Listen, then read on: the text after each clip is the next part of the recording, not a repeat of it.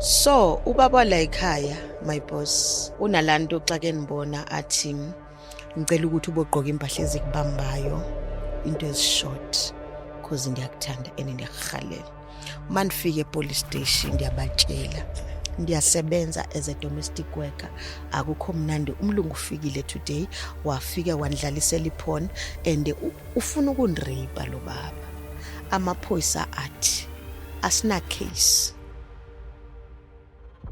ndive sekukhala umnyango ebedroom kanti lo baba uyalock make khululile lo baba hawu nibona ukuthi vele sekunjani athi ngicela ungayenzi ibe difficult lento uyandazi ukuthi ndiyakufuna athi khulula le bedini ndimtshela ukuthi anithandi ebedeni la kulala bede wakhe nomfazi wakhe yo unrape ndiyakhala andikhali loud ndiyakhala nje inyembezi ziyehla make qeda anichamele. Justify family, thank you so much for tuning on to this episode. I just wanted to thank a whole lot of you guys, 100,000 subscribers. Wow. Thank you so much for tuning on to this episode on this channel rather. One more thing, I actually wanted to let you guys know that we've opened for sponsorships. If you have a company or a business or a brand and you want to partner with us, make sure that you email us at info@tinomedia.co.za. info@tinomedia.co.za. We're waiting for you to partner with you guys so that we can work together. My sister, how are you? Ndiyaphila bhuti njani? Thank you for joining me. Thank you for making time. Thank you so much. Please tell me about yourself. Who are you? Where are you from? Okay, bhuti wami mna ndinguzuzeka Mdingi from Eastern Cape. Endaweni encinci Sterkspruit. Ndingulo mama ke, I'm a single mother. Okay. I'm raising 3 kids. I was married. Then I'm in a divorce process at the moment. Sure, like at the moment. Yes. How you this bright person and you're going through divorce because you seem like you're so happy. Now, yes, you know what, in life sometimes kumele izinto zamkele the way ziza ngakhona and kumele ufunde ukuxolela and kumele ufunde nje to move on. Yeah, no. Yes. That's true, right? Yes. So now ndikhulele Eastern Cape ekhaya siba 6. So ndingo-S4 mna ekhaya. Okay. So what happened, umama uye wagula years ago, wagula, then she was admitted esibhedlele. Then it was during December holidays. Umama xa ke admithwa esibhedlele, kwafuneka kubekho someone ozoyogada ekhaya. So unfortunately my father chose me. Wathi mandihambe mna ndiyogada ekhaya, ndihambile ke ndayogada ekhaya, not knowing uba utata unenhloso zakhe ngam. And you are not aware? I was not. How old were you? I was only 13. Yes, I was only 13. Then ixesha lihambe ndihlele ekhaya ndigada ekhaya. Life was not easy, I must say. Bokunzima ukuthi ndifumane umuntu ozawulala nam. Utatam bokunzima ukuthi anisupporte. So into ebeyenzeka utata ubevisita ekhaya ne? Ubengumuntu oyinyanga, ubevisita ekhaya. Xa ke visitile ekhaya, I remember ilanga lokuqala utata ezawuqala lento yakhe yokunrape. Kuna this young girl ebendilala naye, umntana weneighbor. Yeah. Bokuyi midnight. Utatam anvuse, mna nomntana silele on the floor. Utatam anvuse athi Zuze kavuka, uphupha kakubi. Yo. Ndivuke because unvuse ndilele ndivuke. Ndibuza uba bendiphupha ntoni, athi no, don't worry about it. Iza ebhedini kum, yenibelele kwi-double bed. Ndiye xa ndifika kuye ebhedini. That was my first time. Xa ndifika ebhedini utata athi zamntanam ndigone because ndiyabona ukuthi uyika. Hayi andigone. He's my father after all. Then ndivume andigone. Andifuni ukuyicinga. Utata aqale anibambe andiqinisa andisondeze kuye. Andibuza ukuthi, do you have a boyfriend? Ndithi no, bengekaqalisa ukuthandana. Into yokuqala kayenza wanifaka umnwe ngezantsi. Ndothuka because bengazi ukuthi kwenzakala ntoni. Angaze ndalala nomfana. So this is my first time. Athi kum, noba intoni ezawukwenzeka, I should know ukuthi uyaniprotecta. And dingenza umsindo because kunalo mntana esilele naye. Lo mntana once wevandrasa uzobiza abantu. And once wabiza abantu, mna nomama we are not safe. Ndiyamoyika mna utata ngelo xesha because utatam ndiyamazi ukuthi u-abusive. Utatam ubembetha umamethu phambi kwethu. So I know him. Aqhubeka utata anibambe amabele. Apenetrate. Ndiyakhala ngelo xesha but andikhiphi voice because kunalo mntana ongamelanga avuke. And umamam akumelanga azi about this. Ayigqibe loo nto yakhe ndibuyele phansi ezingubeni. The following day akekho umuntu endakwazi ukumxelela. Akekho umuntu obekhona in the picture. Mama mbelapha eGauteng. So bendingenayo umuntu endizawuthetha naye. Umntana se-next door ugodukile engavanga ukuthi kwenzakala intoni. Yaqhubeka imini as usual. Kwafika ukuthi utata abuyele eGauteng. Kwamele futhi utata aphinde abuye azovakasha ekhaya. Uthe xa kezovakasha wafika ndingekho that day.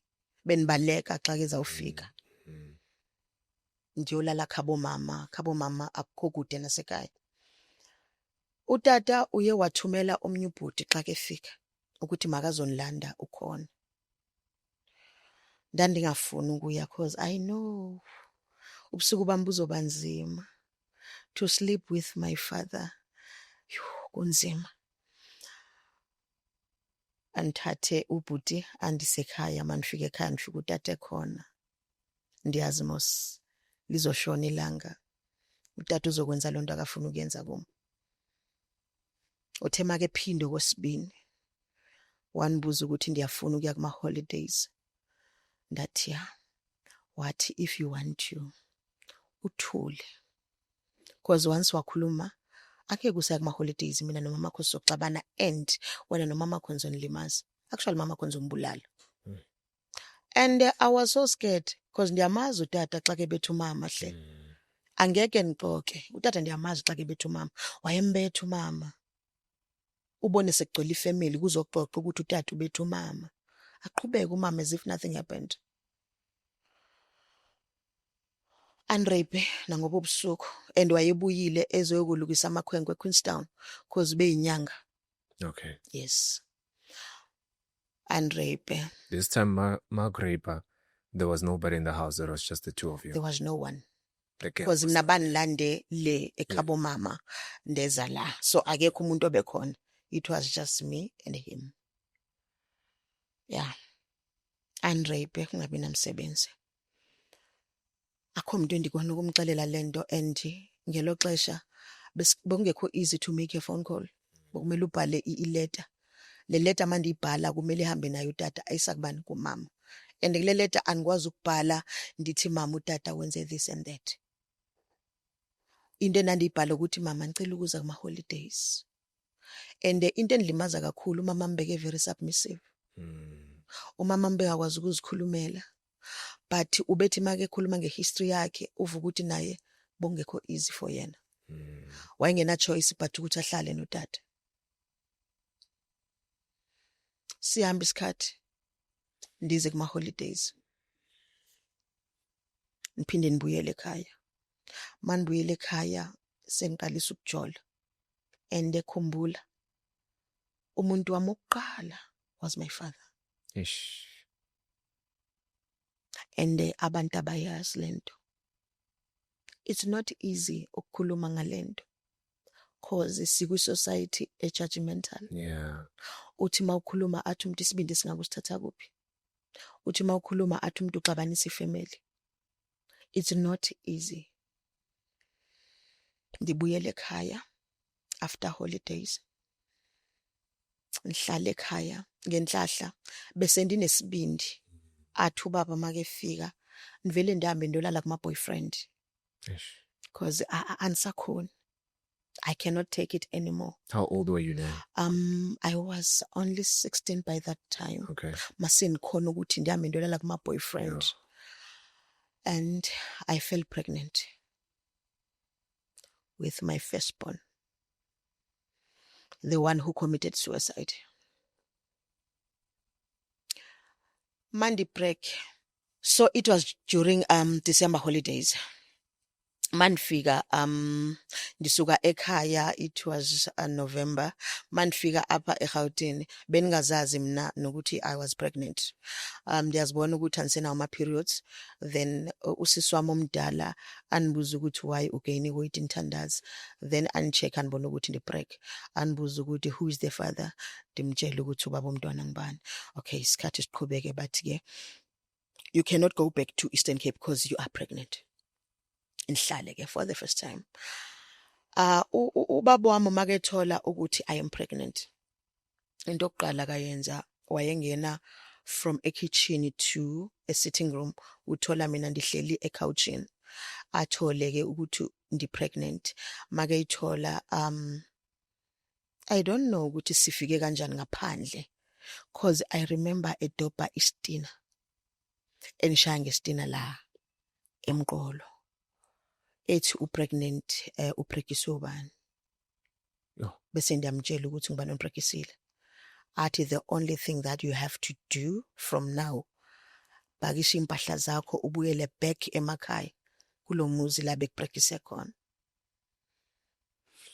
Lucky enough umama mbeke khona azange nibuyele lapho because nambe ningayazi ukuthi ndizobreaka. And bendithi thanks God ukuthi ndiprekiswe kumuntu ongangami than ukuthi ndiprekiswe ubaba wami. Ibingeke ibe mnandi leyo nto. Ndihlale ke ndi-pregnant, ndimthola umntwana. Even la ekhaya bongekho easy. La ekhaya if awusebenzi akunamuntu ozokubhekelela. It was not easy even ukuthi ngithole ama-pets. Even ukutya because I am not working. Then ukwenzeke ndimthola umntwana, mandimthola umntwana ndimthola eBoksburg. Ndibuye nomntwana and I know nothing ngokuba nomntwana. Nami sesengumntwana. How old are you then? I was 17. Manthola my firstborn.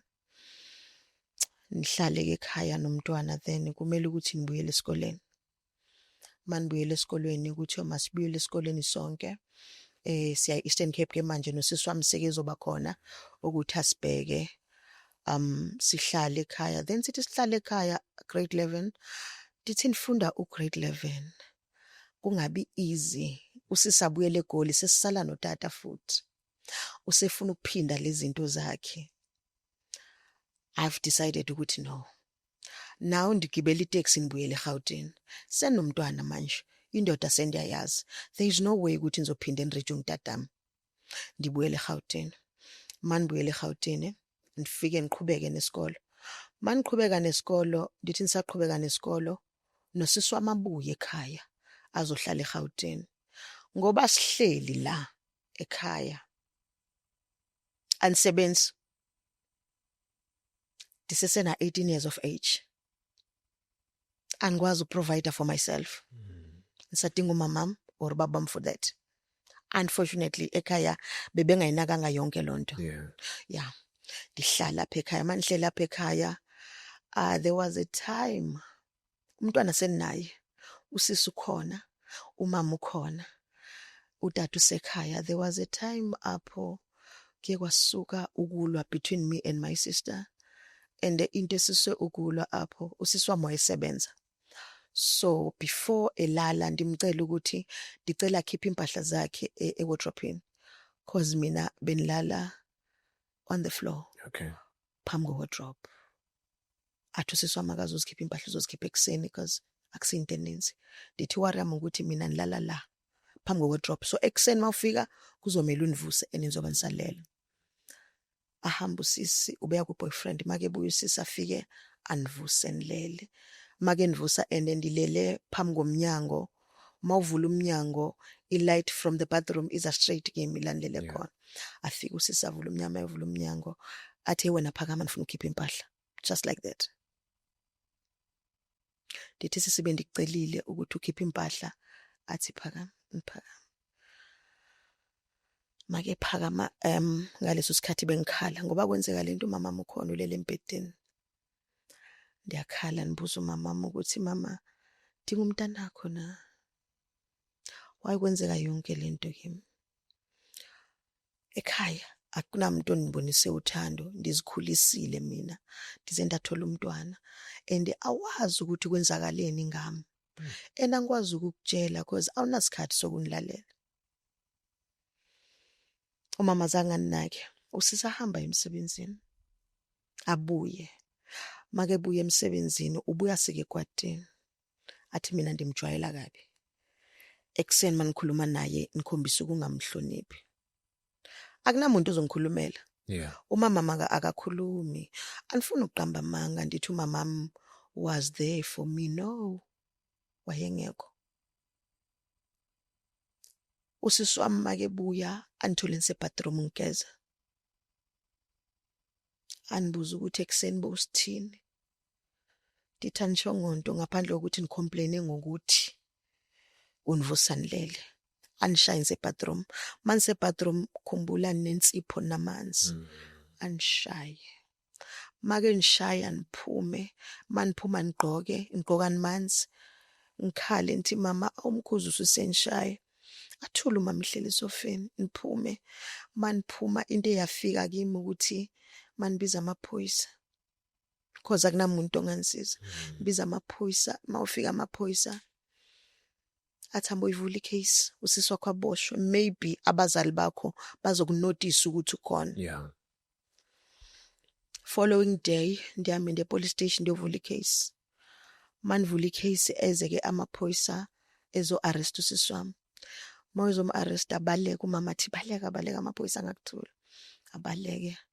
Make baleka elinye iphoyisa linibize lithi kimi yazi impilo yakho itough. Yazi if bokuthiwa ngiyazenzela benzothi hamba uyohlala nefamily. But now uthi akunamuntu omjwayele wefamily. And if bokuthiwa ndinguwe mina benzothola iboyfriend ndiyohlala naye. Ish. That is how I met my husband. Kuthi sahleli usisi wami yabaleka make baleka umama athi kimi ucela ngicishe icase. Ndimbuza ukuthi ndiyicisha njani icase because the time usisi enibethu ubukhona but azange usho next. Now that usisi wami elaboshwe usuyakhona ukukhuluma. Ndivula icase. Mandivulile icase usisi mabembopha uyabaleka ne. Make baleka usisi wami nivele ndicide ukuyicisha. Because it's pointless. And nalogo and she's not my enemy. Usisi wami. She's your sister. Yes, then it's fine. Ngicishe icase. Mandicishe icase kwenzeke ndihlangane with my ex-husband. Kulapho kwaqala khona ke impilo yami enzima. Ex-husband make ngishela azange ndimvume nokumvuma ndavele ndathandana naye. Saqhubeka ndamtshela ukuthi I have a child. Okay. Wanitshela straight like him. Wathi umntana wakho ngicela umshiye kini because angikwazi ukumthanda ngumntana enye indoda. Mina I've decided ukuthi ngingamlaleli because umntwana ngowami. I think after 2 weeks enhlangene naye vele nithatha impahla zami lesifake eplastikini sen move in naye. And you are forced to do that because you don't have Definitely a choice. I have no choice. Yeah. Nithatha impahla zami ndizifake eplastikini ndiyahamba move in naye. Ex-husband unishaye from day one. And ex-husband akazanibonisa uthando from day one.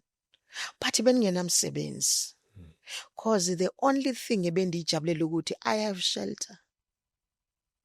And ngiyadla, ngiyakhona ukugeza, ndiyakhona ukuthola ama pets, lezi zinto engazithola ekhaya. Siyangakhona ukuthola ama underwears. Ekhaya bengawafumana ama underwears. Ekhaya manje kuma periods benithatha ama leggings ndiwasike ndiwenza ama paint so that nizokhona ukuthi kubalance ipads.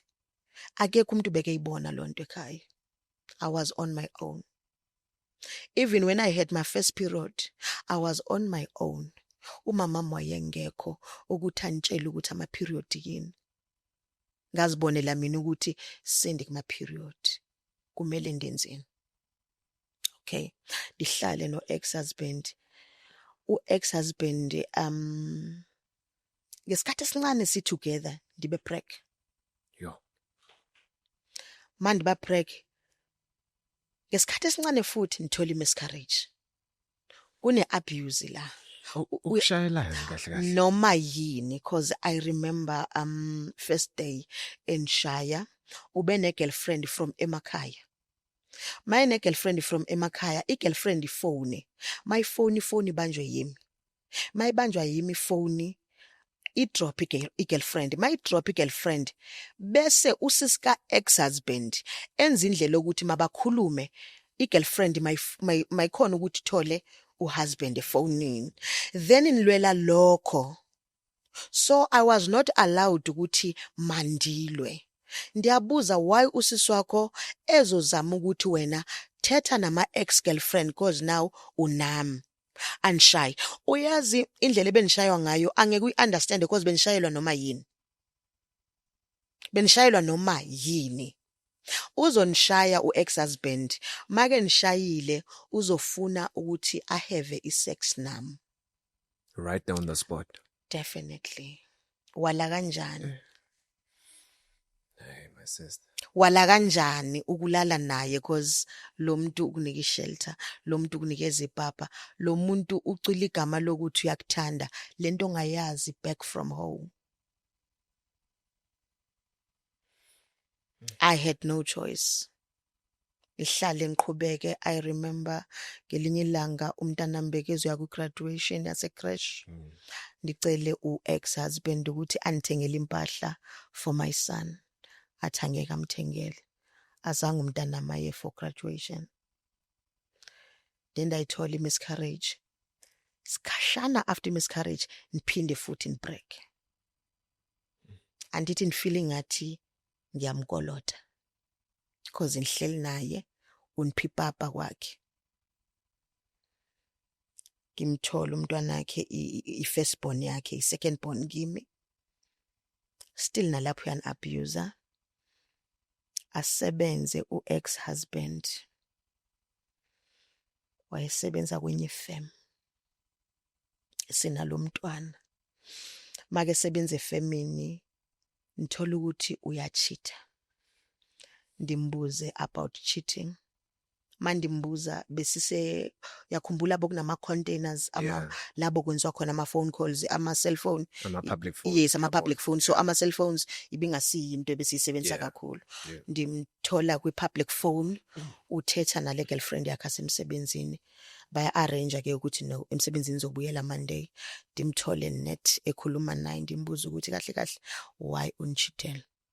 Awucabanga ukuthi uzongigulisa. Athi mawuthanda unganishiya. And namshiya mos. Ngikhale mangikhala athi ngizokushayela ukuthi nithi ngikhuluma nefoni uthatha ifoni. Masiphuma public phone la eminyango anishaye ndiyowa le kwakunobaba babehleli. Yazi lento ndiyikhumbula ngathi yenzeka izolo. Anishaye ndiyowa lapha ya. So ngiqala ukulwa public phone khona lapha econtainer. Yes, silwela le ndaba cheating yasemsebenzini. Sesiphume econtaineni siyalwa and vele nami ndingumfazi angeke ndingalwa indoda yami yachita. Ndiyalwa nami sendimdonsa ngeskipa why unchitela avela nishaya. Anishaye ndiyowa lapha ya. Kunabanye obaba laba baba bamkhuzi. But laba ababa bathi no mawumshaya hamba umshayela endlini. Yo. Abakusafe? No. Mamshamba umshayela endlini. Hawu. Sambi sendlini. Ukushayela kuphi? Is it Joburg or in Johannesburg? eKatlehong. Hey madoda. Siyahamba sendlini. Masifika endlini yimi naye nomntwana akekho omunye umuntu ozonisiza. Anishayela ukuthi nibukisa ngaye. Mihlisa isithunzi emadodeni. Mina ekhaya abanifundisanga. anikwazi ukuthi ndingamenza kanje phambi kwabantu. I should know ukuthi yena uyindoda udeserve irespect from kimi. Akho umuntu ozonikhulumela, ngiyakhala mina. Okay, isikhathi siyaqhubeka, ndiyashaywa every time. Aye emsebenzini, ngelinye ilanga ayeke efemini athole umsebenzi ongcono, laba bama-CIT. Unemali lapha akashodi ngamali mos, and mina ndi-housewife andisebenzi. Aye emsebenzini, make buye emsebenzini nalapho kutholakale i-cheating. Une-girlfriend yasemsebenzini, i-girlfriend ifoni ibanjwe yimi. Ngilwe mina athi u-girlfriend no ungalwi nokulwa. You should know ukuthi amadoda ambalwa siyashare. Yo, Sure. okay. Sure. Ndiye ku-husband, ndithi uyangitshitela again. Salwa lapho kwa-Fit TV, kwafa yonke into. Akaze abonise any remorse. Instead, I am the one oye waxolisa ukuthi ndiyaxolisa. And lapho ngixoliselana kusho ukuthi ngixolisela ukuthi ndimbhaqile ukuthi uyajola.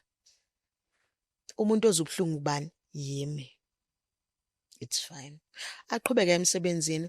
Into ebeyenzeka kulomshado wami, belingekho ixesha loba kuthiwe uhappy uhlala phansi axolise for what he did. The only thing bekeyenza ubevela azithulele as if uright ngento yonke. Okay, siqhubeke sihlale abe ngathi akenza nganto, then kwenzeke send i-break i-second born yakhe, which is i-third born kimi. Ngicela ukuthi ngicela umntana abuye kimi first born yami, because anifuni bakhule bengakhuliswa uthando luyi-one. Ndibafuna la under my roof bonke. Hayi eza umntwana, make fika umntana kwakunzima. Ubethi make nishaya anishaye naye. Umntwana uma ushaya umama wakhe, obvious uzokhala agcwala indlu. Yeah. Ubethi make khala avela amlanda amshaye. Ngikhuluma nge-first born yami le ecommit suicide. Ubethi make nishaya anishaye naye. Sorry. Make nishaya anishaye naye. Uma ke sishayile uzosithola sihleli lapha ekhoneni soyithu. Asinamuntu ozosikhulumela. Mna as a mother angikwazi uprotect umntanami. And ukhumbula ukuthi lo mntwana uyakhula kule environment. Siqhubeke siphile, ndimthola umntwana wakhe. Mandimthola umntwana wakhe, ndikhumbula ebuya emsebenzini. Abantwana sebethe ukukhula, lo useyahlala. Lo mnye omdala yena usiyakhona ukuhamba. Ubuya emsebenzini, mayebuya emsebenzini uphethe ama-toys. Lama toys akawaphethe, uphethe onopopi about 2. Waphathela abantwana bakhe, lo wami akamphathelanga next. Ngikhumbula umntanami wayehleli lapha khoneni. Wanikeza labantwana bakhe onodoli elila lapha. Mna akho into engizoyenza. Andisebenzi. Uzonishaya. And angikwazi nokuthi umntanami ndimbambe ndimbonisa uthando, because manje ndimbamba ndimbonisa uthando uzonishaya. So kumele ngihlale ngithule kwenzeke noba yini. Umntanami lo omncane oyi-first born yakhe abone ukuthi niset with ubhuti wakhe. Avela athatha unopopo wakhe amnike ubhuti wakhe. Umfana lo awuthatha unopopi. Angikwazi ukucomplaina, because man complain uzonishaya.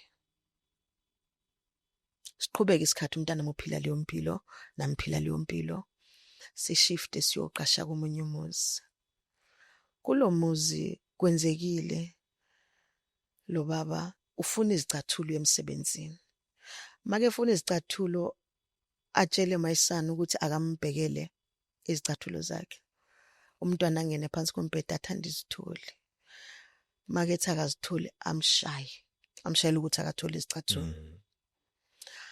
Hayi ke that day ndalwa. Thakwazi ukuthi umntana mombethele izicathulo. Ambethe, abethe nami ke la. My forehead was so big. Ndimbuza ukuthi why uzosibetha uma ungatholi izicathulo? cause nawe ungazibhekela izicathulo. Athi mina ndispoil umntwana, angikwazi ukukhulumela umntwana make ethuma umntwana. Okay. Siqhubeke nelife. Akho easy.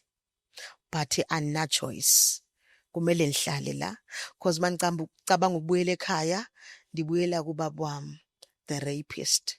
Manibuyela ekhaya, ngibuyela ku family yami toxic. So I have no choice but kumele ngihlale la. Ngiqhubeke ngihlale. Kwenzeke ngelinye ilanga athi lo baba ufuna isithombe sakhe sobuntwana esafunda. Make ufuna isithombe sakhe asisiboni. Aye kwi-album yethu, the family album, ayivule make eyivula athola ukuthi lesithombe sakhe asikho. Athole somntwana asikhipha sidabule. Athi andazi why kule album ugcwele wonke lo doti cause nale ngane akusiyona yami. Ngaleso sikhathi ekhuluma leyo nto umntwana wami la umile. Hayibo. Sithule. Angikwazi ukukhuluma. Yeah. Cause uzonishaya. Sithule sihlale. Siqhubeke nelife ahamba amalanga umntana ngelilanga esikolweni. Make esikolweni umntwana acela imali.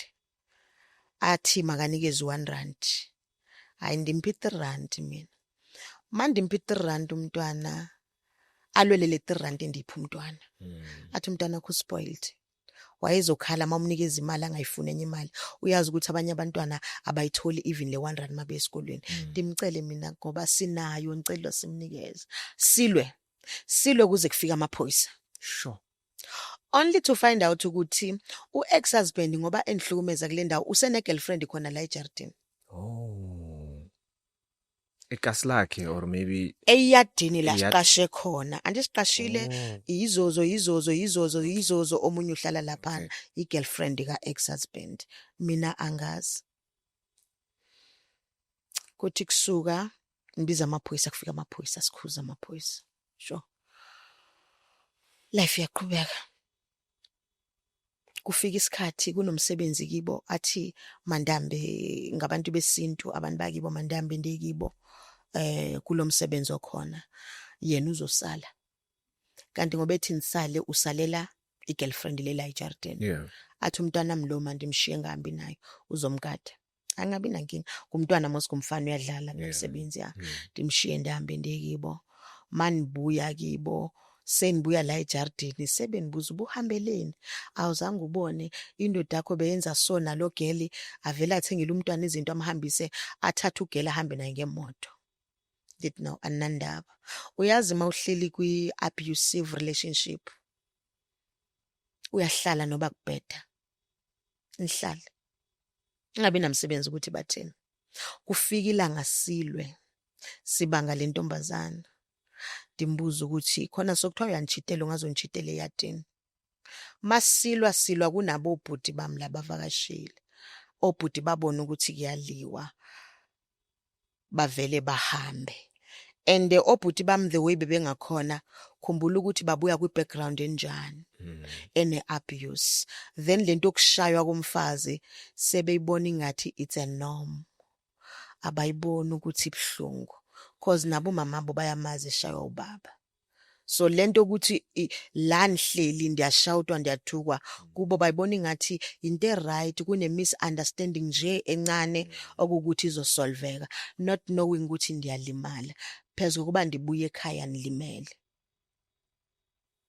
bahamba obhuti mabehamba obhuti silwe no ex-husband kuze kuphuma amaringi nishayane futhi hayi nokuthi sishayane andishaye akaze ndimshaye mina anishaye anishela ukuthi anasimilo kude kuphuma amaringi ndithi mina kuko konke ngicela nje ukuthi indaba ethi imshado mayiphele kuphuma amaringi makuphuma amaringi awathathe yena awalahle kude. Sure, why? Awalahle kude amaringi singawaboni nokuthi akuphi. Athi noba sekethu uyabuyela ngakusasa uyocheck amaringi akasawatholi. Siqhubeke singenawo amaringi. Hey, why yenza kanjalo? Andazi. Sihamba isikhathi sibe nemali si-afford ukuthenga indlu. Okay. Siyothenga indlu, amaringi asaphumile. siyothenga indlu. First day sifika la sithenga khona indlu, masiqeda ukupaka izinto sithi hayi ake siphume siyothenga nama takeaways cause akekho ozopheka. Siyahamba, masihamba no. Ngapha ku passenger seat kwakuhleli mina. Ku driver's seat kwakuhleli uhusband. Sihambe siyothenga and sithenga fish and chips. Masithenga siyabuya, then abantwana sebeba u3 ke manje ndithi laba bakhe nalo wami sihleli la emotweni, abantwana base back seat phambili yimi naye nobhuti wami, khona ubhuti wami lasibona yakithi. Masihleli endleleni sesiphethe ukutya, masiphethe ukutya abantwana bathi bafuna ama chips. Okay. Abanike laba bakhe, angamniki lo wami. Make ngamniki nivele nithatha ama chips ndimnike. Mandimnika athi yazi ndiyanyanya nje lenganakho spoiled engakwazi ukulinda. Ndithi uzawulinda njani umntana cause abanye bayanikwa ama chips. Ngoba beke ku steering avele athi anishaya ngempama. Khona lapha Emotweni. hey madoda. Uthe make ngishaya ngempama, inhlahla leyo uhleli akakhona ukunyakaza. Ndanamandla, ndamshaya mina kuqala. Hayi ndamshaya strong ngikhathele manje. Ngicela ungitshele la sisi wami.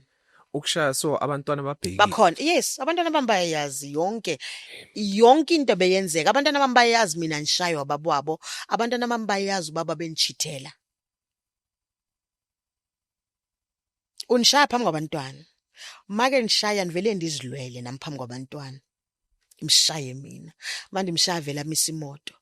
Make misa imoto ngenhlahla ngisheshe niphume mina cause ndikwi passenger seat. So nishayana imoto yahamba. Emotweni imoto iyahamba ngaleso sikhathi and kunabantwana emotweni. Ayimisi imoto, uthe make misa imoto niphume nibaleka. Maniphuma nibaleka ndiyongena emzini endingawazi. Ndifike ngene kulomzi ngene phansi kombhede. Yo. Anti lo bhuti wanisa ngithola uzonishaya. Manje ngena phansi kombhede. Umama ukhona athi ucela niphume phansi kombhede. Umuntu wale camera akathanda umuntu ongena kwi bedroom yakhe, ucela niphume. Bese ndiyamtshela mama ndiyesaba. Ndiyashaywa. Lo baba uzonishaya, wasaphuma la kumele ngene emotweni uzonishaya. Athi lo mama unayi family eladuzana mhlambe uye kuyo ngizokukhapha mina ngusekhona. Ndithi no ana family mina la Esprit. Sihlale kude kuse I think it was around 4. Kube khona umama wayekhona duzane ndanimjwayele. Side sihambe siye kuye. Masiya kuye asilandele uex-husband. Make silandela afika sithole la. Ngicacisela lo mama isimo. Unishayela ama chips nani.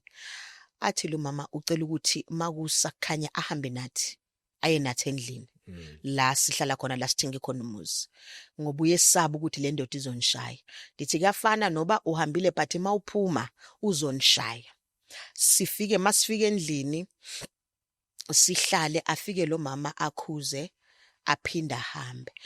Hayi uthe lapho make hamba aqale phansi uex-husband anthuke usefuna ukunishaya nibukuse ngaye Sprite ndimshayile ndaye emzini agibele phezulu stop nonsense la sihlala khona athukise nasi isifebe somXhosa lento iyalala nobabwayo utshela the community lento iyalala nobabwayo ini okay decide ukuthi manibiza amaphoyisa and wena umtshelile secret ukuthi ngimtshelile cause lento ibi too much kum and akukholula bendina mentality yokuthi maku relationship iba honest and then denzela ukuthi naye azokwazi ukuthi anganithinti kuphi cause make ngithinta uzonzisa kabuhlungu. Uyabona ukuthi nizama nje ukuthi understand noba anifuna ukuhave sex naye understand ukuthi cause ndisuka ku yes ngicela wenze so ngoba ndinaleyo nto leyo ukuthi kunaleyo trauma esesekhona okuthi bengicabanga ukuthi mina naye sizobambisana cause wafika negama elithi uyanithanda. Ndibiza amaphoyisa afika amaphoyisa mawufika amaphoyisa asikhuze athi angeke abophe anyone cause akho case evuliwe kungabi namsebenzi kulalwe makulalwa as usual kuyalalwa uzonikhwela ebusuku uzohave sex namanifuna kunamsebenzi lo mama sekehambile akunandaba noba wenzeni akunamsebenzi okusala ngikwazi ukuphuma la nabantwana ngizophuma ndiye kuphi manje kwenzeke ke kuhamba isikhathi make phelelwa ngumsebenzi sila kulomuzi make phelelwa ngumsebenzi sekusebenza mina ndiyabona ukuthi isimo sinzima ndimtshela ukuthi no ndihamba ndiyofuna umsebenzi it doesn't matter ukuthi umsebenzi onjani as long uzoletha isinko endlini ndithola umsebenzi as a domestic worker.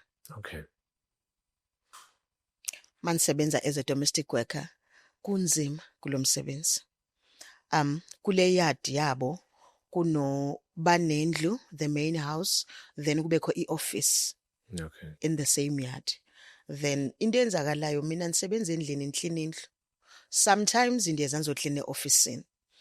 So ubaba la ekhaya my boss unalanto xa ke nibona athi ngicela ukuthi ubogqoka impahla ezikubambayo into ezishort because ndiyakuthanda and ndiyakuhalela. Ngicela ungitshela how I think you need to send a picture of how you were looking when you were young because you seem like you were a very pretty woman. I was Beautiful. very pretty. I was pretty. Plus also your light skin, so amadoda.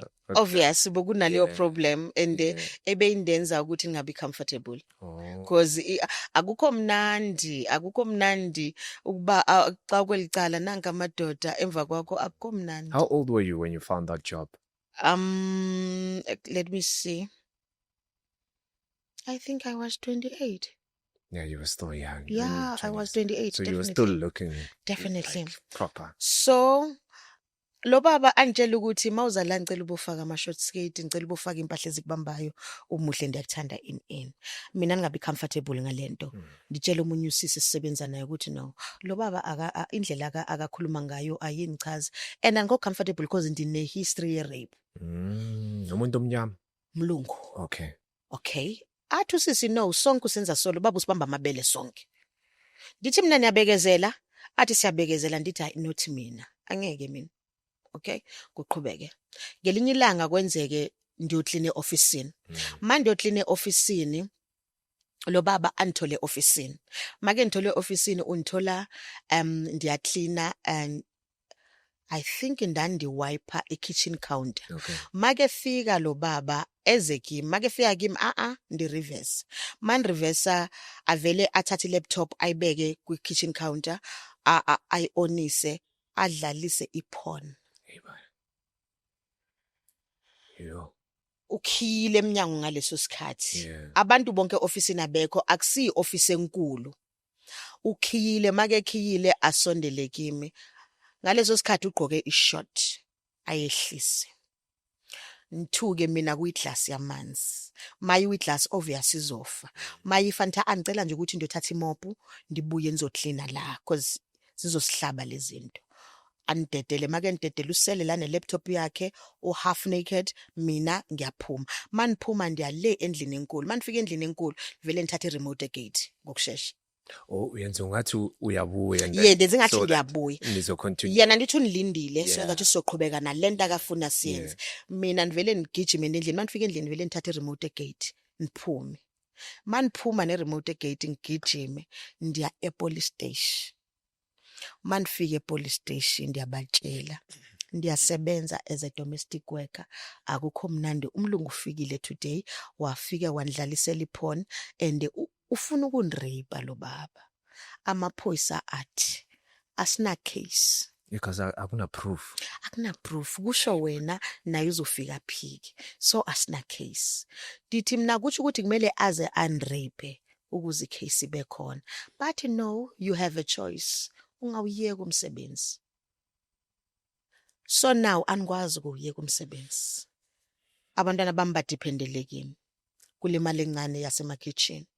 Ndibuyele endlini. Manifika endlini ngiyakhala. Ngitshela u-ex-husband akukho mnandi emsebenzini. Today kwenzeke so kwenzeka so. Athi u-ex-husband ungastress. Myeka kurape. Madoda. Once wakurape ngizomsuwa. Uzomsuwa? Ngami.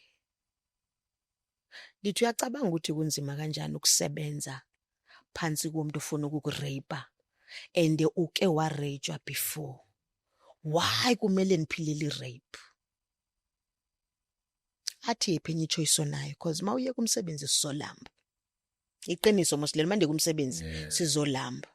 Ngiqhubeke insebenze. Ngiyemsebenzini ilanga elandelayo. Ayahamba amalanga ne? Ayahamba amalanga. Mawehamba amalanga. So mawubuyela emsebenzini lo mlungu lo akazange asho nix. Uzosho ini kubani because ndingumuntu omnyama futhi nilambile. Okay. Azange asho nix. And laba basebenza laba mjwayezile. Uyababamba amabele bavele baqhubeke as if nothing happened. Mna kanti izuvuma ngami. Okay. Manifika ngakusasa emsebenzini ndithola umama khona kuqala. Anibuza ukuthi why izolo uhambe ungaqedanga umsebenzi. Dingamtsheli ndithi no ndibalekile bendinenkinga esikoleni banifonelele bathi umntana akekho right. Angikwazi ukumtshela ukuthi indoda yakhe indenzeni cause kwayena nganixosha. Athi next time ungayenzi leyo nto mawunenkinga ngicela unifonele noba ndikho ejardini nifonele then nizokukhulula ngabe namsebenzi ngiqhubeke nisebenze. Lo baba enza ukuthi office yabo mayithuthe from eyardini bayoyenza somewhere kwenye address. La eyardini sekusele mina ngiyi1 kusebenza mina cleaner mina. Lo munye usiso besebenza la useklina le officeini full time. So la ejardini kuhlala kuyimi nje. So lo baba wenzani usuka eofficeini eze la endlini. Make funa itoilet uzosuka le officeini eze la endlini ngoba endlini kunami. Uyaqhubeka yenza lento uyaqhubeka and ndiyayazi ukuthi ekugcineni uzonirape. Because uyanitshela and lo baba ake sabungene toilet aphume ehlisa ibrook. Mina nisebenza le nto ukuthi lokho ndiyabaleka manje ngibona ndiyabaleka. Ayikho into enzoyenza because kumele ndiye kumsebenzi. Manje kumsebenzi abantwana bami bazothini. Seniloko nditshela ukuthi ndizoziprotecta angeke azanithole. Ngelinye ilanga uthe make zonithola ufika nse bathroom ekamereni lakhe. Uza ndivese kukhala umnyango ebedroom kanti lo baba uyaloka. Make lokha mina nila. Nivele njampe. I'm not sure ndanigoqa amatawula. Ndivele njampe manijampa senifika lo baba seke la. And uyathanda ukwehlisa amabrook seke khululile. Make khululile lo baba hawu nibona ukuthi vele sekunjani. Athi ngicela ungayenzi ibe difficult lento. Uyandazi ukuthi ndiyakufuna. Uphethe isibhamu lo baba. Isibhamu sakhe disikhumbula even today. Si black and brown. Athi once wenza umsindo ngizokudubula. Akunamuntu ozokuzwa. Yimi nawe la. So wenza kanjani ukukhomela isibhamu? Futhi akanikhombi usiphethe uyanibonisa ukuthi isibhamu sikhona. Okay. Uyanibonisa ukuthi isibhamu sikhona. Akanikhombi ngaso. Uyanibonisa ukuthi isibhamu sikhona ngoba enitshela ukuthi uzondubula. Isibhamu sikhona vele ndiyasibona isibhamu nasi uzondubula ngaso. Athi khulula le bedini ndimtshela ukuthi anithandi. Athi noba uthandi but ngicela ukhulula le bedini. Ngikhulule. Ebedeni la kulala. Bede wakhe nomfazi wakhe. Yo. Ngikhulule ngigibele embedeni. Ngoba enirape igani la next to me kunemali la embedeni. I think it was 4,000. Yeah, kwakuyi 4,000.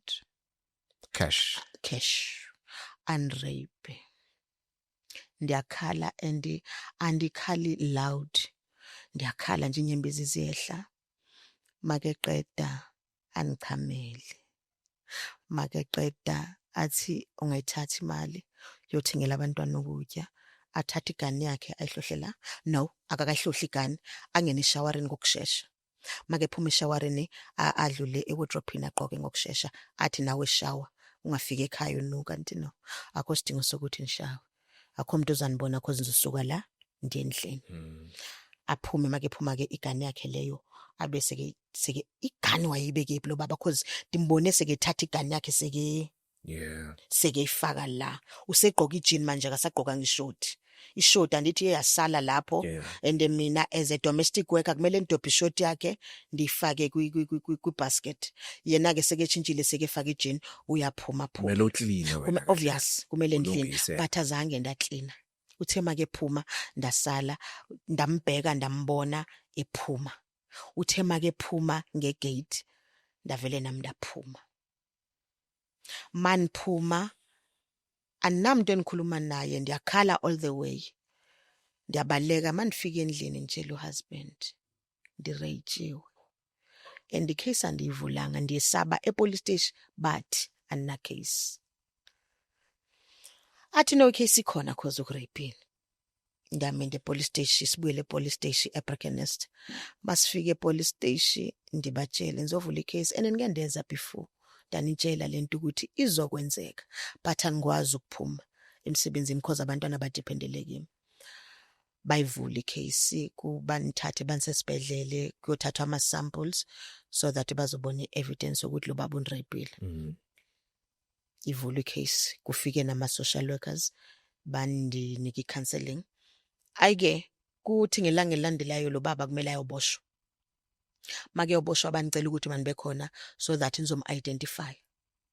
Ndibe khona then nizokhomba nesibhamu lesi besiphethe lo baba make nrape disikhomba isibhamu bamthathe lo baba aboshwe alale today ejail. Ngakusasa ekseni yandifonela uprosecutor uthi manifike ecourt. Manifika ecourt ndiyabuza mina prosecutor wenzakala ntoni athi no. Into endikubizele yona ndifuna ukuthi lento nilungise out of court. Kanjani? Ndithi kanjani ngoba I was raped. When was this? Let's say 12 years ago. 12 years ago. Definitely. Right. Athi lento ngicela niyilungise out of court ndithi mina kanjani because I was raped. Athi into advice ngizokupha yona lo baba unemali. Angathenga umagistrate, angathenga nabani so you have nothing. And lo baba once why win a case uzokusuwa for that. Kaleso sikhathi ndihamba no ex-husband and sithe masifika ecourt before singena kule room ehleli bona sihlangane nalo mama nalo baba onrapile sekephumile nje already. Yo, ejele. Ejele usephumile already kuzokhulunywa seke phandle yena. Yo. Ngihlangana nalo baba my ex-husband. Uthe make bona laba bantu wafika wababulisa. Wafike waxhawula lo baba. Wamlungu. Orape umfazi wakhe. Mina nla kule room ndiyakhala akunamntu on understandayo. Into enzakalayo banitshela ukuthi kumele nithathe ioffer yokuthi banikeze imali yami ye 2 years ndiye ukusebenza kubo because ana case. Beyimalini? Kwakuyimalini? Kwakuyi 28,000. 28,000. I think kwakuyi 28,000. So we choose whether you take the money or 28,000. ngiyaqhubeka necase. Mara mawuqhubeka bakutshelile. Banitshelile ukuthi vele waqhubeka necase Yeah. angekuwena case. Ndivele ndithi no asiyeke necase mayicinyo kuba vele I have nothing. Ndicime case aphume lo baba ndivele umama lo uprosecutor ekhuluma ukuthi ayi kumele neorganize lo baba athola igane yakhe back. Yo. Ngabe namsebenzi because I have nothing. Eqhubeka ilife then ndithi ndoclaim imali yami e-UIF bathi bona ngeke banisayinele imali e-UIF because ndiziyekele emsebenzini kusho lo mama nendoda yakhe. So umama lo uthini? Usupport akashonex, usupport indoda. Akakhuki or something. Akanikhulumisi ungikwatele akashonex game. So akakubelieve. Anmazi noba uyanibeliever because umama khona ubengasithandi thina as abantu abamnyama. So anmazi ukuthi uyanibeliever or kwenzakalani ubengasithandi thina lo mama. But nendithandayo ngabo azange bahlala isikhathi eside baye ba divorce. Siqhubeke nale life I win a case ndiyabuya back to endlini ndihleli no ex-husband akasebenzi namansebenzi. Yeah. Ngelanga sibuye court ubusuku bakhona futhi I have sex nami. Anawo ama feelings we sex mina. But sendiyazazi ukuthi kumele ndimkhokhele ngesex. And yena akayiboni into wrong kuyo yonke lento. Akufiki kuye engqondweni ukuthi ngike ndarejwa. Akufiki kuye engqondweni ukuthi uma elala nami kade enishayile. I don't feel anything. Siqhubeke ne-life as if nothing happened. Qhubeka impilo. Sendinomntwana manje akanishaya phambi kwakhe. Athi suku umntanami lo mdala use Bhemidloo. And u-ex-husband usiyasebenza lapho. Use Bhemidloo. Make Bhemidloo ndimbone. Ndibe ngulo mama ongathi nifuna uba strict. But nibona ukuthi umntanami ulimele. UBhemidloo make Bhemidloo alahleke endlini. Uyohlala ezitradeni. Make ehlala esitradeni ngelanga ulahlekile umntwanami. Ndihamba ndiyomfuna ndifike epolice station. Mandifike epolice station ndizoreport umntanami ukuthi ulahlekile. Ba receive a call from another police station ukuthi kunomntwana otholakele ushonile womfana. Bebecela ndize ngizo identify umzimba. Mandifika ayinguye umntanami and ndihamba ndi1. Ex-husband usele endlini. Amaphoyisa nibuyisela endlini. Ndiyakhala kunamuntu understandayo. Sihamba isikhatha vele umntwana. Mayivela umntwana uvela eJemiston kwasisiwami. Sihambe siyomlanda. Masiyomlanda u-ex-husband wayembambe ngebhandi lebhrukwe la. All the way from eJemiston to Katlehong. Masifika endlini masingena nje avela avala umnyango amshaya. Make mshaya uyamthuka uthi wena uyikhesi. Even ubaba wakho akakuthandi. Leyo nto ithini emntwaneni? Athi umntanami makuqedwa yonke lento angikhona nami ukukhuza ngizoshaya. Yabona umntanami yena ndiyavuma ndamfeyila ngendlela ezininzi. Make mshaya senihleli mina lapha nibhekile umntanami ukuthi makashaya eqede ndiyakhala kuphela. Make eqeda athi umntana kimi sesihleli soyi2 athi kanti Zuzeka why banibiza ngegama mama bantwana. Zuzeka why ungamshilo but yazi akakuthandi lo baba. Ngithi ngikwazi ukumshiya ngikwazi ukuyekhaya nizonithini seniba u3 manje nizonithini. Athi nobuhlale nathi emkhukhwini akunandaba ezilonga uzophuma kulo baba. Hayi ndingaphumi mina. Umntana maqhubeke ngumntana oneanger. Umntana uyabhema uthe suka wabhema ama drugs straight. Make bhema ama drugs. Ngikhumbula ilanga ngizomthola ebheme bathe iCrystal. Okay. Yabathe iCrystal meth andiyazi. Ubheme lo crystal leyo. Make ufika endlini ulahlekile for a week. Make ufika umntanami usengumuntu ohlanyayo. Make fika ndiyabuza kwenzakalani uyakhala.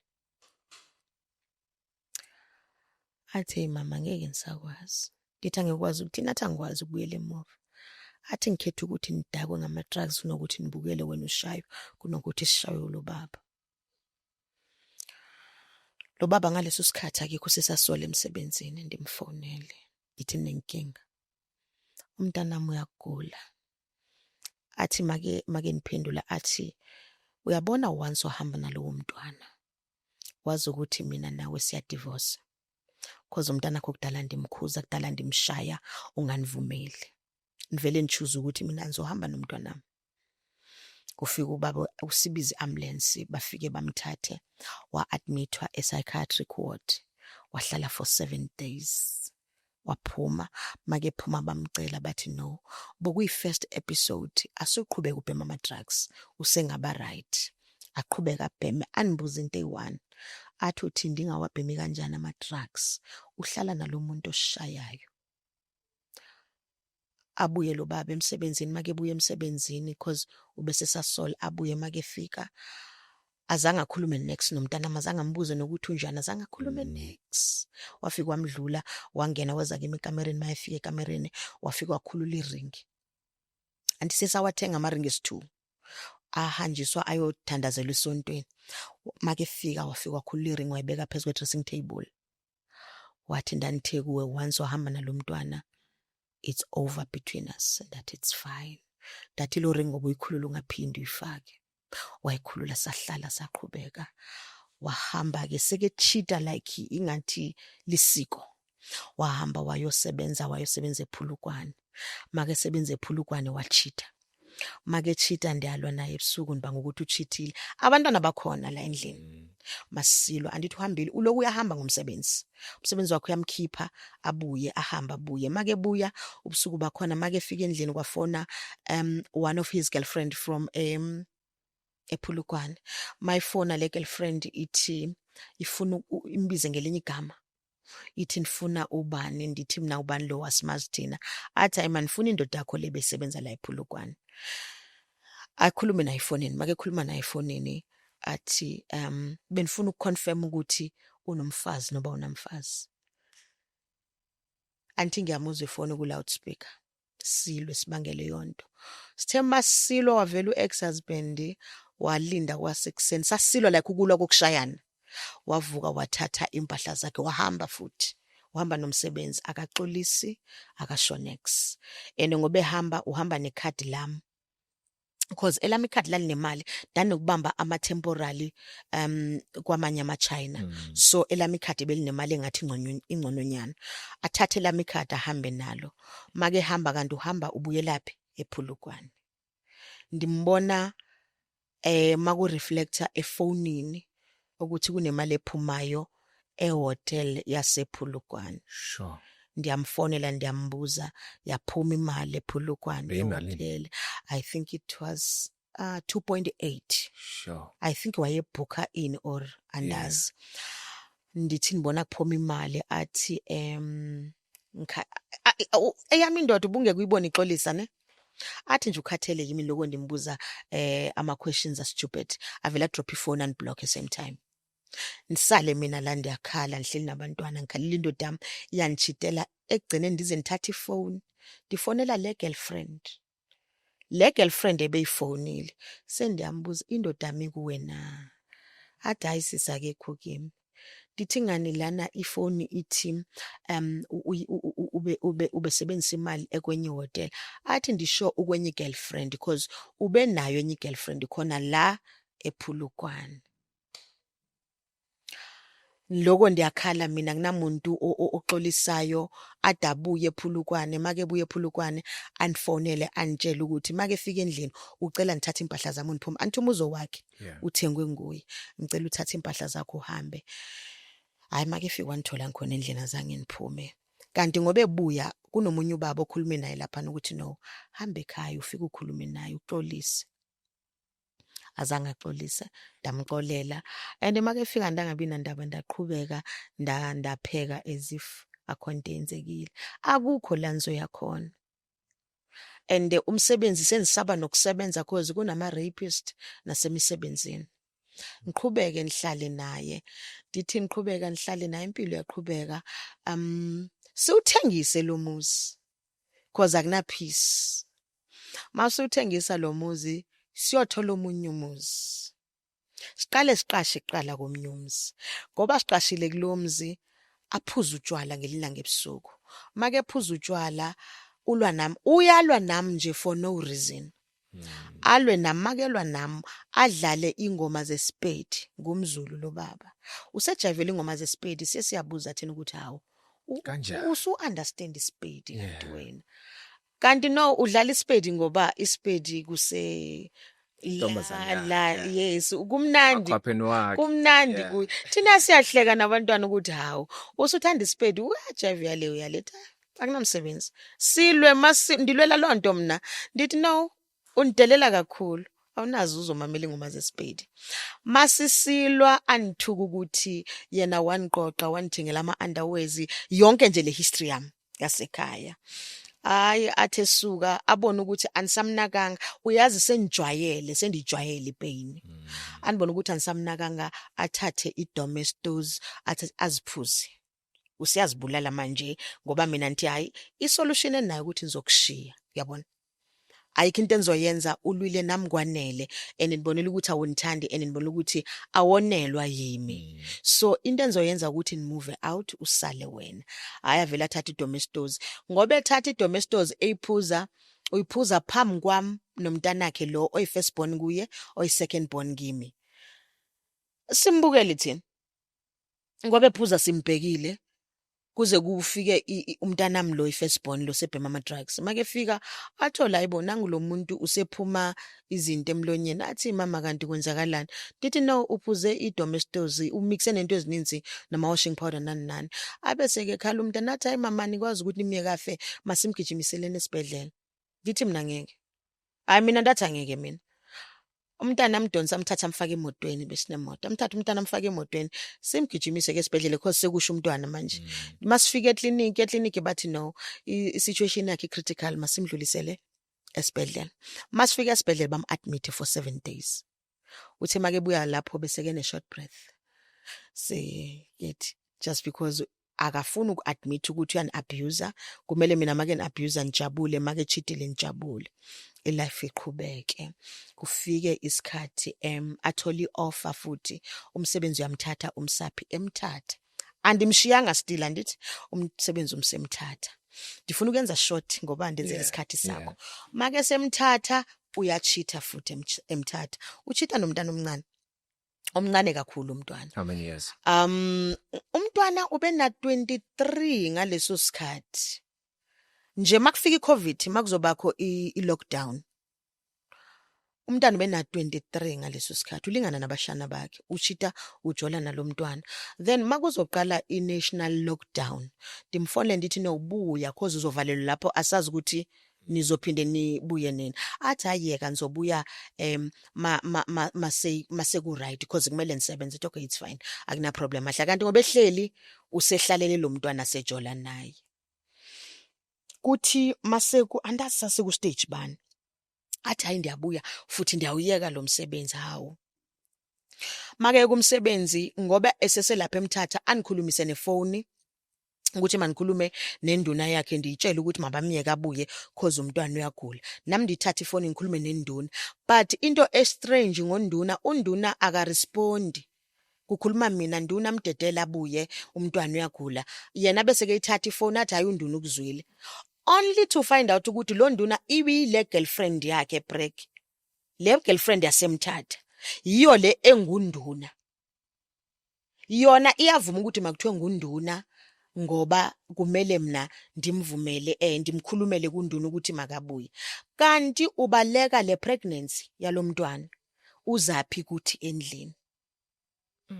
ushiya umntana ebreak make fika ukuthi afike atyi sim card afike a delete WhatsApp afike achinje yonke into a delete Facebook yonke into umntwana nimazi number phone zami uzithathe phi lo girlfriend wakhe afone athi uphi uhusband wakhe ndithi hayi ukhona athi no lo muntu ubalekile la unbreakisini sendiyaqala ndiyakhala ke mina manje because indoda yami le ndiyalila manilila ndiyambuza why unishiya la uyoheva isex ungazi protect ngoba nami uzongulisa ayavela nibuza ukuthi uma nilala nalantombazana wena uzubhlungu kuphi because ubumnandi buzuwa yimi lapha hawu yey ndikhale ende ngoba nikhala ayikho into ethi mandimshiye indoda yami ndithi kunalanto ekuthiwa masibekezele nikhale manikhala umntwana ndini lokhu uyanifonela lokhu uyani-update athi kimi lo mntwana yazi sisifu bokuthiwa uxolana indoda yami benzombulala mina but manje indoda yakho ikhohlakele aphinda nifonele athi ukwa-doctor anenzela i-video call ukwa-doctor uyo terminate i-pregnancy mina nzela endlini fike ndimtshela u-ex-husband ukuthi hayi u-girlfriend uthe uyo terminate i-pregnancy hayi walila u-ex-husband uyakhala akasena mahloni wami uyakhala manje usekhalela ukuthi ingane yakhe iyafa hayibo kuthe kusuka sifika la sikhona sike sana ku Please Step In kuMam Angie ku channel 161 ngenxa ye-abuse so the time bendipha sinobhuti pha so laba bhuti omnye wabo wanshela ne waba nenamba zami ndaba nenamba zakhe so lo bhuti uloku yakhuluma uloku yanshela loku yakhuluma and andifuna ukugambela nami ndiyachazeka because sengithola into ethi ndiyakuthanda umuhle unje ndiyayidinga lonto nami ezumfazi acela umntwana akhulume nomntwana ukuthi akathathe ngalesikhathi sisilwa sibanga le pregnancy yasemthatha abe sikecela umntwana ukuthi akatshontshe ifoni yami ufuna ukubona ukuthi kunani efonini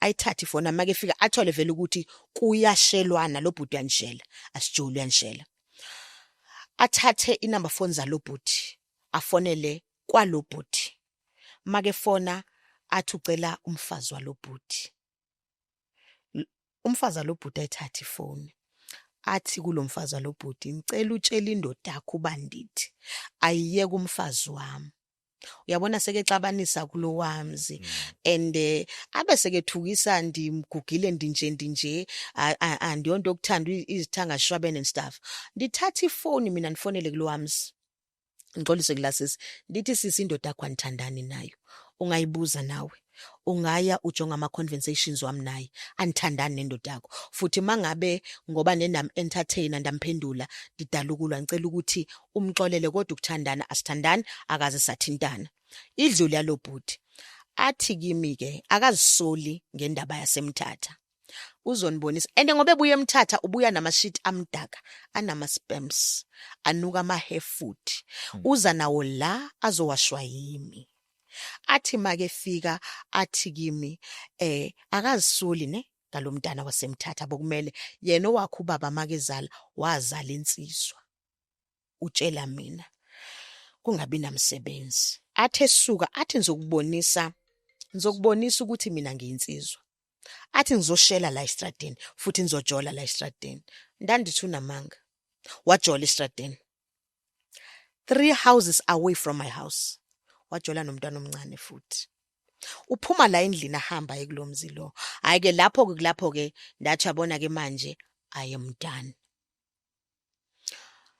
make jola nalomntwana kanti umntwanami uyababona lo oyifirstborn yakhe ubabona behamba boyi2 baya kwi-community meeting babambene ngesandla phambi kwabantu umntwana uthi ngithe mandimbona ndaya kuye ndafika ndamnikeza imali ngoba ndifuna ukuthi anibone ukuthi ngiyambona uthe make emnikeza imali lo baba wabaseke suka kule ntombazane elandela umntwana make fika wacela umntwana wafika waguqa ngamadolo wathi uyamcela umcela ukuthi anganitsheli ukuthi ujola nala ntombazane utshela umntwana wami ukuthi anganitsheli mawucabanga lo mntwana make bona ubaba wakhe uthi ubonani umuntu ojolile phambi kwabantu lapho ke salwa ngalendlela ukuthi ndagcina niphethe umese ngoba ndimtshela into ewani ukuthi uma elokwezi forced ukuthi ajole nami ndizombulala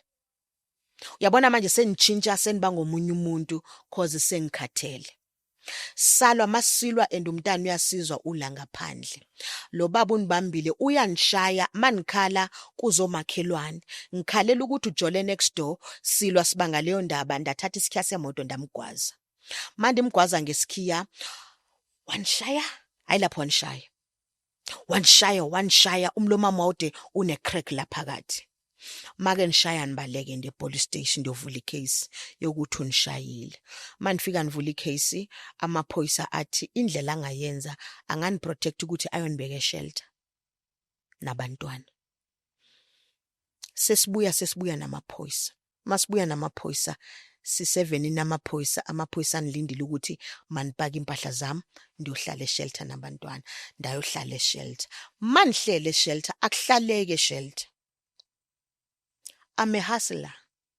So manihlele eshelter niphuma nini ndiyohustle bazodlana abantwana bami ngoba nihleli la eshelter kufana nokuthi nisejele abantwana bayavuka mama sicela ama cornflakes mama sicela iration akunama ration eshelter amafoni awasebenza eshelter ifoni yami ndiyifihlile because kumele ndizame ukuthi ndiziconnecte nabantu okuthi maniphuma la kumele ngiqhubeke ndizame ukwenza imali ngelinye ilanga sahlele eshelter ebusuku kufone umama ka ex-husband mina njabulile ndithi ufonela ukuthi athi buyane ekhaya solungisana indaba make phone umama ka ex-husband athi kimi wena ntombazana hawu athi unijwayela kabi uqale ngokugwaza ingane yami ngesikhiya manje and into yenza ukuthi anifonele nansi ndabhala on Facebook into esimple yazi ndathi Isingathi abo mother-in-law bangathanda abo daughter-in-law njengengane zabo. Kuphela azange namention igama lamuntu, uyabona. Athi unjwayela kabi unibhale ku Facebook. Ndithi mama una Facebook. Athana anithuke umama make nithuka ndithi nisabamba umama ifona inikeze ilasbon yakhe usisika ex-husband hayibo banithuke mina uphume nakule yandlu akuseyakho ekabhuti wethu hayibo ndithi hawu yazi mama ndiyaphoxeka wena ngoba ufona beninethemba lokuthi uzothi manibuye ekhaya kanti uyonithukela ukuthi mina ndilwe nengane yakho bokumele nithini ingane yakho mayinishaya injolela athi bokumele ubuyiseke imingane yami ungayifuni. Okay, ngoba nihleli la eshelter mina nihleli nefone yami ndithi kufone omnye ubaba. Okay, ngoba efonile umama ndibiza abantwana bami ndithi yozani la nizonitshela ugogo ufonile anikwazanga ukumphendula beningathanda ukumphendula cause umdala kunami. Athi umntanami lo mdala athi girl njengamanje thatha ifoni imfonele umtshele lento ufuna ukumtshela yona andithatha ifoni vele hayi ndamtshela nami le efunwa yimi ke manje ndamtshela ndathi no ndifuna ukuconfirm ukuthi ayikho into yoziphinde lihlanganise nawe but ngicela ukukutshela ukuthi yabona lo yenza kimi iyokwenzeka nakwabakho abantwana ngelinye ilanga ndithi uyabona ukuthi wena uya-enjoya ukubona umntana wakho abuser just because mina anamuntu ozongikhulumela only if ubusazi ukuthi umntana wakho unihlukumeza kangakanani ubuzoyiyeka lento yenzayo but iqhubeka angabi nandaba lo mama. Kufika isikhathi ndiye kuma social worker ndiyatshela ukuthi ma social worker ngicela ugoduka mina ndekhaya abantwana bami badle kudla bangakuthandi la so anikwazi ukuhlala nibukela abantwana bami behlupheka ndikwazi ukubenzela ndiphume maniphuma manifika endlini nithola endlini kukliniwe ndilahlekelwe nangamabra ukuthi ayephandwazi kanti kunalo babo benifonele ngoba benisishelter athi kimi hayibo wavele wawushiya umuzi wakho kanjani ndithi hayi umuzi ndiushiyile anandaba nomuzi mina noba ngahlala estradweni am okay. Ndifika endlini kuhlelo manifika ndiqhubeke ndiye police station ndovula icase andisho nishayile before ndisiya eshelter senivula icase ke manje ukuthi unishayile manivula icase bathi ke bazobuya cause bese ndisayinile ne J88 bese beyifile in sokulindwe nje ukuthi maqhubeke ndibhale statement then bazo arrest. Manifika endlini nifike yena engekho manifika engekho wafika sikhona endlini make fika ndavele ndafonela amaphoyisa ndathi seke fikile bafika bambopha mabembopha wayohlala kumaselu I think uhlale a month abakibo bambhela mabembhela sesahlala azange ezendlini ubeloko efona elestradeni ethi ucela ubuye endlini ucela ndimxolele kunzima ukuthi ahlale estradeni ndamxolela wabuya endlini make fika endlini sahamba isikhathi Thamasi November kwafona umama wakhe wathi ucela ukumfakela imali abuye ekhaya ushiya la endlini akunamuntu osebenzayo umama kufakeleni imali wahamba waya kibo vele sasala nabantwana bami ngeChristmas asinakutya asina next uhambile yena ekibo wahamba so make kibuloku uyafona and uyafona uyadelela cause unabazali bakhe ndithi mina uyazi bokungaba kuhle ukuthi ngoba uhleli lapho kini uhlalela ukuthi bakufundise yabona ubuye la so ufundile cause silimaze abantwana aphinda abuye make buya lo wami umntana akasahlali nathi lo mdala sekahamba yena wayohlala eEastern Cape khabo yena siqhubeke sihlale masihlela khomnandi cause nami senikhulile sendiyakwazi ukuzilwela sendiyakwazi ukuma lapha nanithandifuni akuthe kusuka isikhathi masihamba kwathi 2022 kwangena icall from ekhaya anti sihleli naye lo baba la kwangena icall from ekhaya mangena icall bathi umntanami ucommit suicide uzihenge ngecable azange nikhali ndangazi ndanda like azange ndazi ukuthi kumele ngithini ndikhale ngelanga elilandelayo nakhona sendiyarealize ukuthi umntanami ushonile because receive ama calls from ekhaya ukuthi umntanami ushonile anifuna ukukhala namanje anisafuni siqhubeke umntanami ngoba eshonile ndiyaqhubeka ke ndiyaprepare for ukungcwaba umntanami Anamuntu eninaye la duzane nami oncedisayo ukuthi ngiyongcwaba umntana. Sihambe siye ekhaya, masifika ekhaya ngoba ngizongcwaba umntana ndifika ke extended family khona yani-advise ukuthi mandenzeni. Ngikutshela ukuthi from day one ngifikile ekhaya benilala ndi-one, nilala nabantwana bami khona nomntana sekhaya nomakoti no-ex-husband. Akunamuntu omdala okhona ozongigayida mhlawumbe ukuthi senzani going forward. Bayafika ekuseni bahambe until the last day la sizongcwaba khona. Ekuseni masivuka akunamuntu ozopheka for umngcwabo womntanami. I had ukuthi maniphakame ndi-weak ndipheke for umngcwabo womntanami. And azange ashiye ne-note. Kodwa into endiyaziyo nebendisho ngayo wayelokhu ethi ucela niphume pha kulo mshado because akakwazi ukuhlala nami ngihlala nalo baba. Ndamngcwaba umntanami, ndavuka ndapheka for i-funeral yakhe. Ifamily ifike seniphekile futhi yafika senigezile, samngcwaba umntanami. Yeah. How are you feeling now? Andifuni ngokutsho ukuthi ndifila njani because andifuni ukufila kanjalo.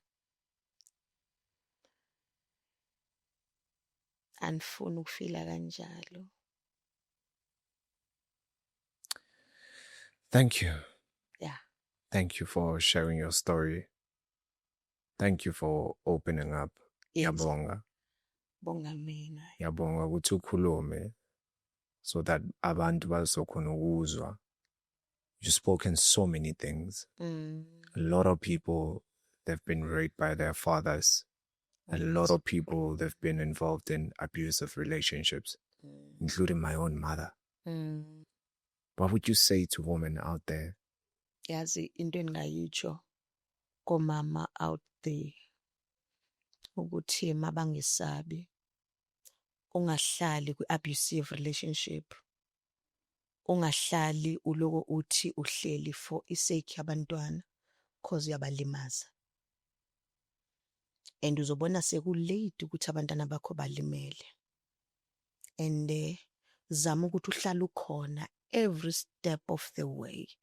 Kungaze kubekho la umntana wakho ezokhala khona athi mama kwenzeka lokho wawungekho. And ayikho into ebuhlungu, ayikho into enzima ngokuthi uqale kabusha. Siyakwazi ukuzenzela. Yeah. I am a single mother. Andina permanent job. I'm a hustler. But abantwana bam ndenza sure ukuthi abasweli next. Baba bakabasupporti and I don't care. Into endinendaba nayo manje ukuthi abantwana bam bangahluli la mina ngidlule khona. Andifuna abantwana bam babalisa isitori esifana nesami. Abomama bonke nje abangakwenza abalwe mabazazi ukuthi ba strong enough. Bangayenza lento kaphandle kwamadoda. Ngiyabonga sisi wami. Bonga mina buthi. Thank you. Pleasure.